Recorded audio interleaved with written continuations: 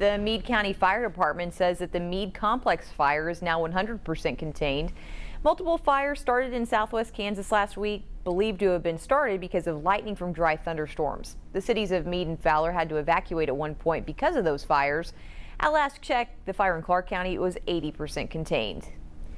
Meade State Park reopening this morning. The park had to evacuate last week because of the wildfires. They say several campsites are open for Memorial Day weekend, but their trail system is closed while crews assess the damage. Anyone who has reservations for Memorial Day and they don't want to go can call the park office. They can get a refund. No cancellation penalties will be issued. The Kansas Forest Service sharing their appreciation for those who helped respond to the fires.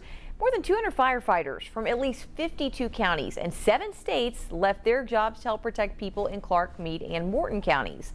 The Forest Service posting this photo on social media. They say an officer captured this rainbow on his way home from Clark County. The Forest Service says it serves as a reminder that there is hope ahead, even in some of the hardest moments.